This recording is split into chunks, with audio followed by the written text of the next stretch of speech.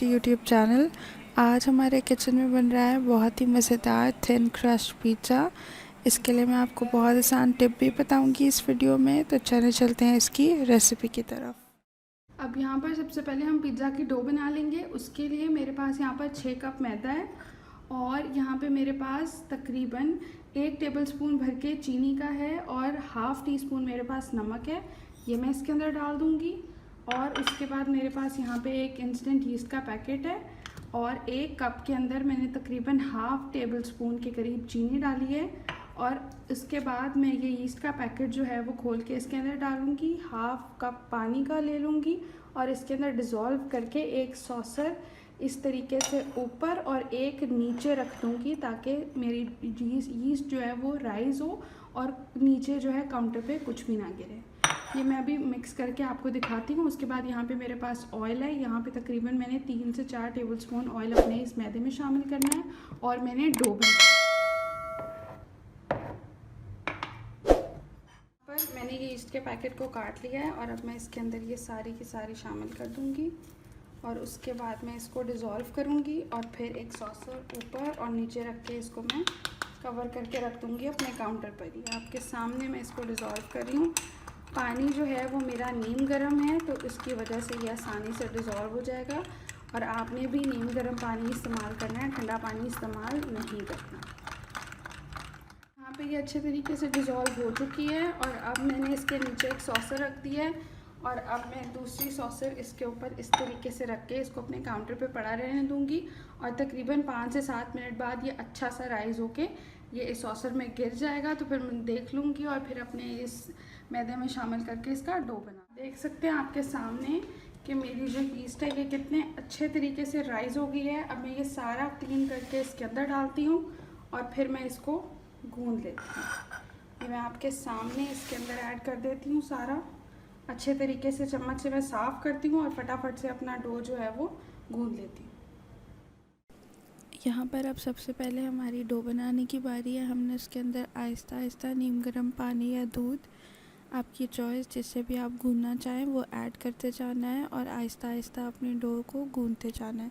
आपने एक साथ पानी नहीं डालना, तो अगर आप एक साथ पानी डाल देंगे तो अंदाज़ा नहीं रहेगा कि कितना पतला या कितना हार्ड रखना है। आपने ना बहुत पतला रखना है और ना बहुत हार्ड रखना है। आप देख सकते हैं वीडियो में कि मैं आपके सामने थोड़ा थोड़ा पानी लगा लगा के डो को गूँधती जा रही हूँ और यहाँ पे आप देख सकते हैं कि डो जो है अच्छा सा गूंथ चुका है और अब मैं इसको कवर करके रख दूँगी तकरीबन 2 घंटे के लिए किसी भी गर्म जगह पे। तो मैं ओवन में रखूँगी इसे, जो कि चल नहीं रहा होगा ऑब्वियसली, बस ये अच्छा सा राइज़ हो जाए वहाँ पे। वो राइज़ हो रहा है तब तक हम अपना चिकन मैरिनेट कर लेते हैं। यहाँ पे मेरे पास 2 चिकन ब्रेस्ट है और मैंने इसको इस तरीके से छोटी छोटी बोटी में काट लिया। उसके बाद मसालों में मेरे पास यहाँ पर 1 टीस्पून मतलब तकरीबन 1.5 टीस्पून मेरे पास नमक है। 1 टीस्पून के करीब मेरे पास यहाँ पर पिसी हुई लाल मिर्च है। उसके बाद मेरे पास हाफ़ टी स्पून कुटी हुई लाल मिर्च है ये वाली और उसके बाद यहाँ पे मेरे पास 1 टीस्पून ही काली मिर्चों का पाउडर है। उसके बाद मेरे पास यहाँ पर हॉट सॉस है और यहाँ पे मेरे पास सोया सॉस है। सबसे पहले मैं अपने चिकन को मैरिनेट करती हूँ और फिर आपको नेक्स्ट स्टेप। सबसे पहले मैं अपना जो चिकन है वो इस बोल में ऐड करने लगी हूँ ताकि हम उसको मैरिनेट कर सकें। बिस्मिल्लाहिर्रहमानिर्रहीम। ये मैंने इसको इसके अंदर डाल दिया। अब मैं इसके अंदर ये सारे मसाले शामिल करने लगी हूँ जो मैंने आपको दिखाए हैं। और उसके बाद मैं इसमें तकरीबन अंदाज़े से ही 1 से 2 टेबलस्पून हॉट सॉस के डाल दूँगी और इसी तरह अंदाजे से मैं इसके अंदर सोया सॉस भी ऐड कर दूँगी तकरीबन 1 से 1.5 टेबलस्पून। अब मैं इसको अच्छे तरीके से मिक्स करती हूँ और इसको एटलीस्ट 30 मिनट के लिए मैं मैरिनेट होने के लिए फ्रिज में रख दूँगी। तो आपके सामने मैं इसको मिक्स करूँगी।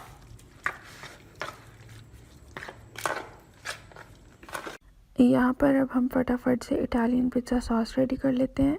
यहाँ पे मैंने पानी रखा है बॉईल होने के लिए और 7-5 टमाटर हम इसमें डाल देंगे। जब ये पानी बॉईल हो जाएगा और उसके बाद फिर जब वो बॉईल हो जाएंगे तो हम छिलका उतार के उसको ब्लेंड कर लेंगे और नेक्स्ट स्टेप मैं आपको बताऊंगी कि ये किस तरीके से तैयार होगी। अब जितनी देर तक ये बॉईल होंगे तब तक हम एक बड़े साइज़ का प्याज चॉप कर लेते हैं। अगर आपको प्याज पसंद नहीं है तो आप बेशक इसको ना डालें। मैं फटाफट से चॉप कर लेती हूँ और फिर आपको नेक्स्ट स्टेप बताती हूँ। यहाँ पर जी हमारे टमाटर बिल्कुल बॉईल हो चुके हैं।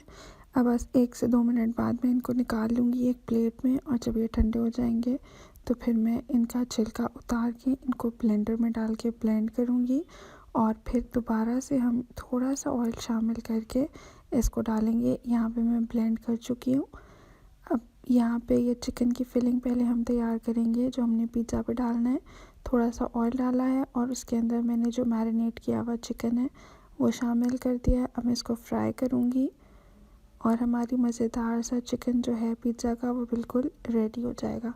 1 से 2 मिनट में इसको फ्राई करती हूँ और फिर मैं आपको दिखाती हूँ कि ये किस फॉर्म में है। यहाँ पर चिकन जी बिल्कुल फ्राई हो चुका है, ये तैयार है। अब इसको थोड़ी देर ठंडा होने के लिए साइड पे कर देते हैं और हमारी जो पिज़्ज़ा सॉस थी उसको हम आगे कंटिन्यू करते हैं। सबसे पहले मैंने एक पैन लिया है, उसके अंदर थोड़ा सा ऑयल डाल दिया है और उसके अंदर तकरीबन ½ टीस्पून के करीब मैंने लहसुन अदरक का पेस्ट शामिल किया है, और इसी में जो ब्लेंड किए हुए टमाटर थे मैं वो शामिल कर दूँगी, और फिर उसके अंदर थोड़ी सी नमक और चीनी और साथ में हल्की सी काली मिर्च डालूँगी, और ये हमारी पिज़्ज़ा सॉस बिल्कुल रेडी हो जाएगी।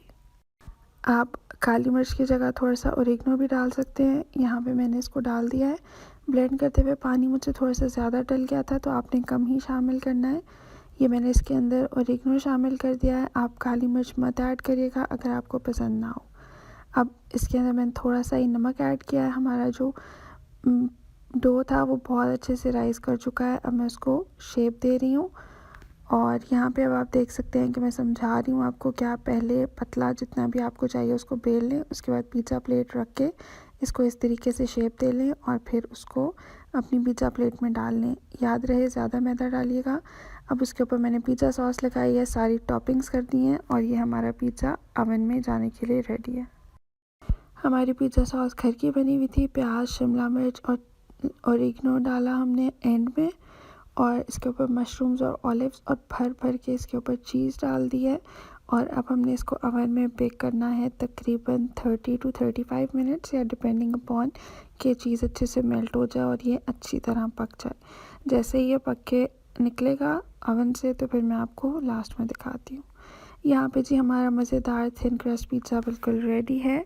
आई होप आपको आज की ये रेसिपी पसंद आई होगी।